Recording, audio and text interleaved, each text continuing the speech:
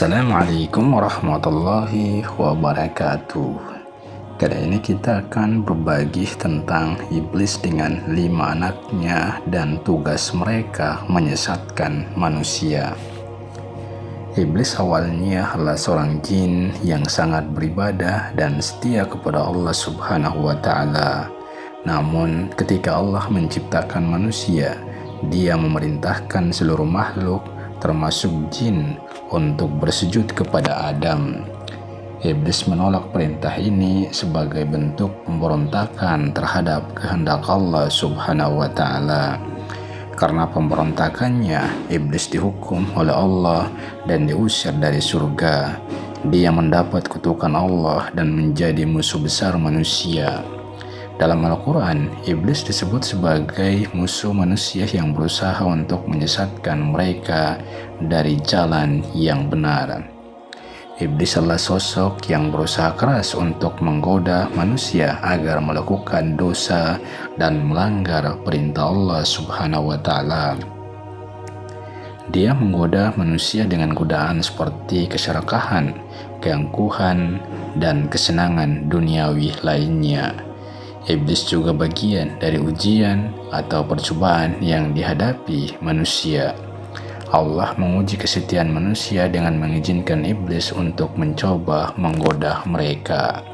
Orang-orang diharapkan untuk menjauhi godaan iblis dan tetap setia dan taat kepada Allah Subhanahu wa Ta'ala. Dalam perjalanan kehidupan manusia, ada ancaman besar yang selalu mengintai, dan ancaman ini datang dalam bentuk penyesatan. Penyesatan yang dimaksud adalah upaya untuk mengalihkan manusia dari jalan yang benar menuju jalan yang sesat. Ini adalah pertempuran abadi antara kebaikan dan kejahatan. Di tengah-tengah pertempuran ini, kita bertemu dengan iblis dan kelima anaknya yang mengarahkan upaya mereka untuk menggoda dan menyesatkan manusia. Berikut nama 5 anak iblis dan tugas mereka untuk menyesatkan manusia. Di antaranya, pertama, anak iblis bernama Sabar yang menyesatkan manusia saat terkena musibah. Salah satu anak iblis yang memegang peran penting adalah Sabar. Tugasnya adalah mendatangi orang-orang yang terkena musibah. Ketika kita berada dalam kesulitan dan ujian, Sabar muncul dan mencoba menggoyahkan iman kita. Dia menciptakan kekacauan dalam pikiran dan perasaan kita, mendorong kita untuk bertindak impulsif dan merusak diri sendiri. Tujuannya adalah membuat kita marah kepada Allah dan mencela takdirnya. Kedua, bernama A'war yang merayu manusia untuk berzina. Anak iblis berikutnya yang perlu kita waspadai adalah A'war. Tugasnya adalah merayu manusia agar berzina. Dia menggoda manusia dengan iming-iming kenikmatan duniawi dari perbuatan tersebut, menipu mereka untuk menganggapnya sebagai perbuatan yang baik. A'war berusaha merusak moralitas manusia dan hubungan mereka dengan Allah, menggiring mereka ke dalam perbuatan dosa yang besar. Kemudian anak iblis bernama Miswat yang suka menabur kedustaan. Miswat adalah anak iblis yang membawa kedustaan dan kebohongan. Dia menghembuskan kedustaan kepada manusia agar mereka semakin tertarik mendengarnya dan kemudian menyebarkannya. Miswat memiliki kemampuan untuk menghiasi kedustaan dan kebohongan sehingga terlihat menarik. Bahkan ia kadang muncul menyerupai manusia untuk memprovokasi mereka yang menjadi sasarannya. Selanjutnya, anak iblis bernama Dasim yang suka menyusupkan celaan.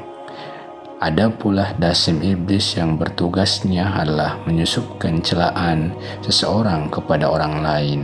Dia menciptakan permusuhan dan konflik dengan menghembuskan celaan dan kebencian.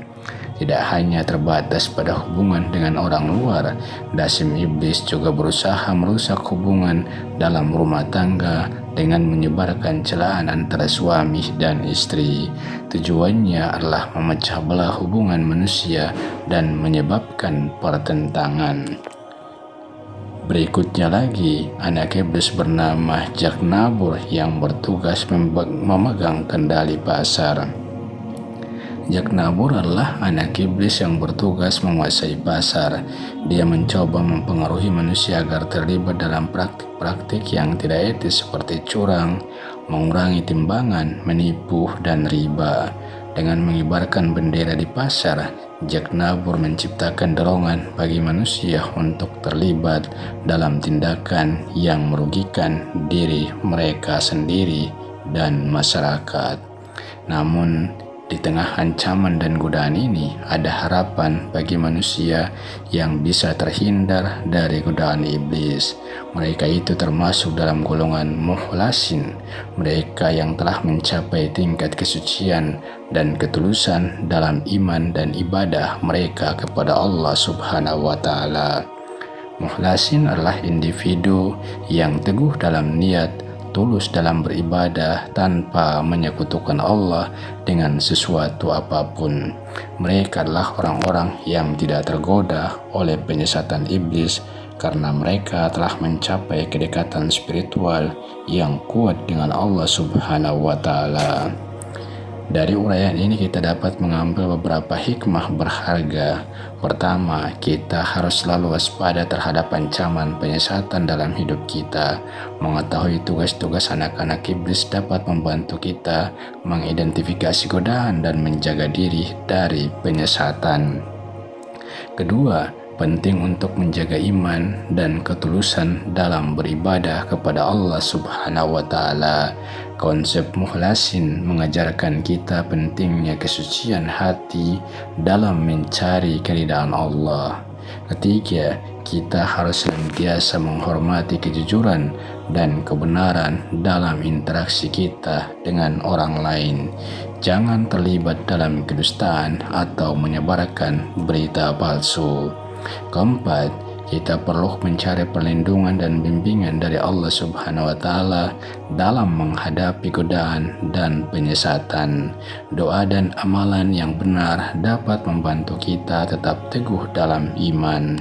Kelima, menjalani kehidupan yang bermoral dan etis adalah kunci untuk melawan pengaruh buruk di masyarakat. Kita harus berusaha untuk menjalani kehidupan yang sesuai dengan nilai-nilai agama. Terakhir, kebahagiaan sejati dapat ditemukan dalam ketaatan kepada Allah. Dengan menjalani kehidupan yang tulus dalam beribadah dan menjauhi godaan dosa, manusia dapat mencapai kedamaian dan kebahagiaan yang sejati dalam hidup mereka. Dalam perjalanan kehidupan yang penuh godaan dan ujian, pemahaman tentang ancaman penyesatan oleh iblis dan anak-anaknya serta konsep mukhlasin dapat menjadi pemandu yang berharga. Dengan menjaga iman, moralitas, dan integritas kita dapat menjalani kehidupan yang bermakna, penuh dengan ketulusan dan kebahagiaan sejati, sambil tetap teguh dalam niat kita untuk beribadah kepada Allah Subhanahu wa Ta'ala. Demikian, semoga bermanfaat. Amin ya rabbal alamin. Wallahu alam. Wassalamualaikum warahmatullahi wabarakatuh.